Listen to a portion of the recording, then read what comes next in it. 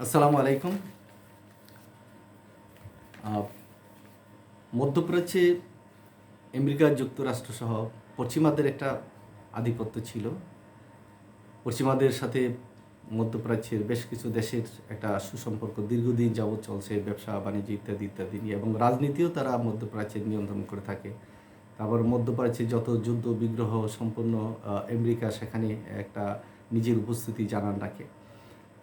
যেমন লিবিয়াতে সেখানে আক্রমণ করা, মুয়াম্মার গাদ্দাফিকে উৎখাত করা, তারপরে ইরাকের প্রেসিডেন্টকে সেখানে উৎখাত করা এবং তাকে ফাঁসিতে ঝুলানো, সিরিয়াতে ব্যাপকভাবে সেখানে মানে একটা দাঙ্গা বা সেখানে যুদ্ধ সৃষ্টি করা, তারপরে ইরানের বিরুদ্ধে হাজার হাজার সেখানে নিষেধাজ্ঞা, বিভিন্ন পণ্য ব্যবসা বাণিজ্যের উপর নিষেধাজ্ঞা আরোপ করা, এরকম প্রায় দেশেই এই আমেরিকা মানে তাদের বিভিন্ন কলা কৌশল ব্যবহার করছে।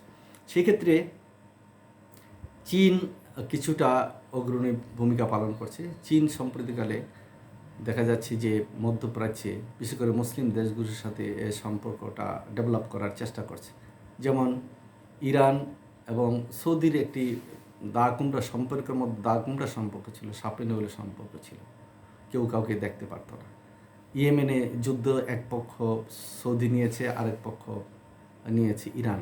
সেখানে দীর্ঘদিন যাবৎ যুদ্ধ ছিল। অবশেষে চীন এই দুই পক্ষকে এক টেবিলে বসিয়ে এটা তাদের মধ্যে সুসম্পর্ক স্থাপন করেছে, বন্ধুত্বপূর্ণ সম্পর্ক স্থাপন করেছে। ইয়েমেনে আগের সেই যুদ্ধের প্রবাহ নেই এবং সেখানে স্থিমিত হয়ে আসছে।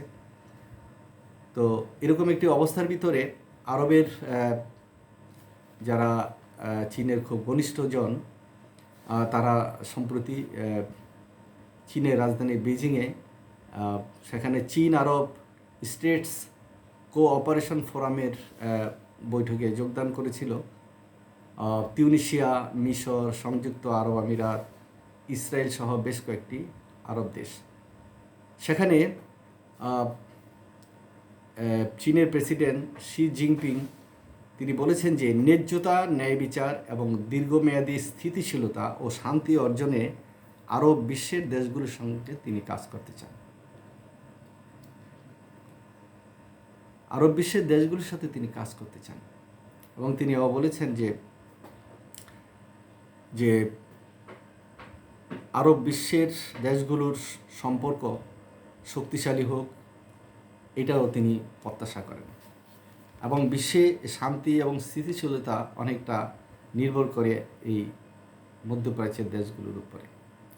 এবং গাজায় চলমান যে আগ্রাসন চলছে, ইসরায়েলে যে আগ্রাসন চলছে, সে প্রসঙ্গে তিনি বলেছেন, চীনি প্রেসিডেন্ট বলেছেন শি জিনপিং, যে এটা দীর্ঘদিন চলতে পারে না, চিরদিনের জন্য ন্যায় বিচার অনুপস্থিত থাকতে পারে না, দুটি রাষ্ট্র প্রতিষ্ঠা করাই সমাধান এবং এর গুরুত্ব বুঝেই আমাদের এগিয়ে যেতে হবে। তিনি বলেন যে একটি অশান্ত বিশ্বে পারস্পরিক সম্মান হলো সম্প্রীতির বসবাসের একমাত্র উপায় এবং ন্যায্যতা ও ন্যায় বিচার স্থায়ী নিরাপত্তার ভিত্তি। কথাগুলো সুন্দর।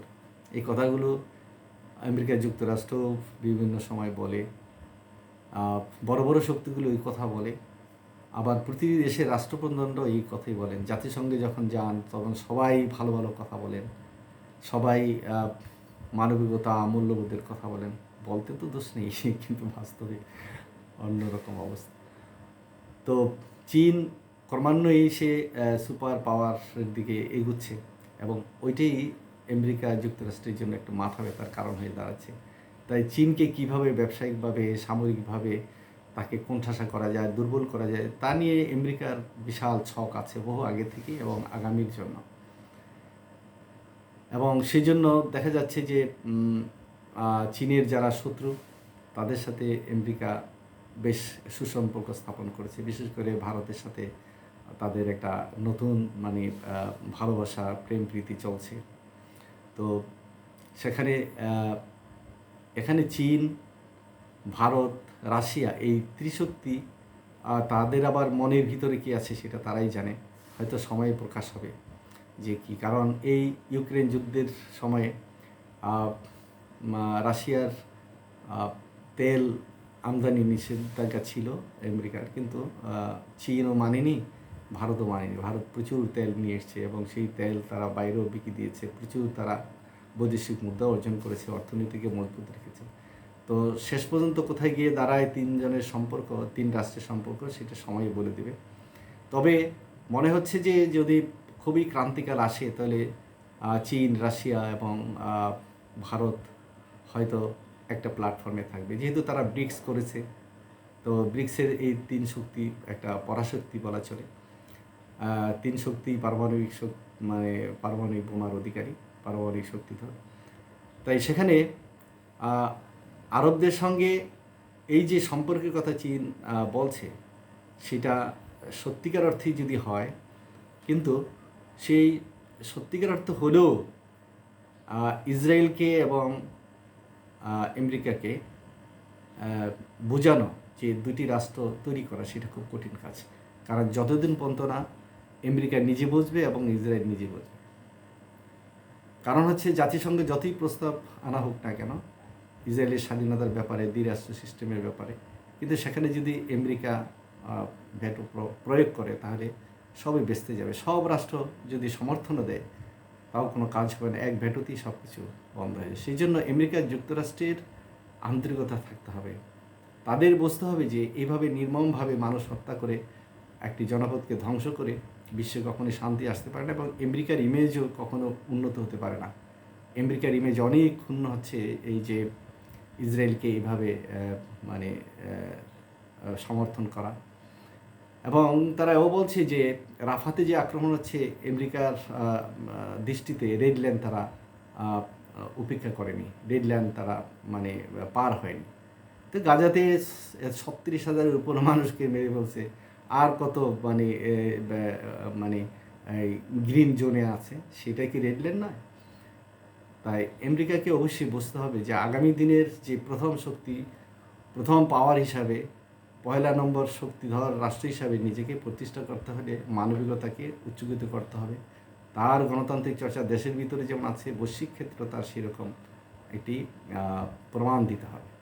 অর্থাৎ নিজের স্বার্থের চেয়ে অন্যের স্বার্থকেও একটু গুরুত্ব দেওয়া, মানবিকতাকে বজায় রাখা, মানবিকতাকে উপরে তুলে নেওয়া এবং যুদ্ধবিগ্রহ কমিয়ে আনা, অস্ত্রের ঝঞ্ঝনানি কিংবা অস্ত্রের ব্যবসা কমিয়ে আনা, এগুলি খুবই প্রয়োজন। কারণ পৃথিবীর ইতিহাস বিশ্লেষণ করে দেখা যায় কোনো ডাইনেস্টি 200-300 বছরের বেশি টিকে না, কোনোটা হয়তো 100 বছরই ডাইনেস্টিতে। আমরা দেখেছি মোগলদের, দেখেছি শক, হুন, বিভিন্ন সাম্রাজ্যকে দেখেছি, ব্রিটিশদের দেখেছি, আমরা দেখেছি ফ্রান্সের রাজত্ব, আমরা দেখেছি এই পারস্য সভ্যতা, কত কিছু দেখেছি, চৈনিক সভ্যতা।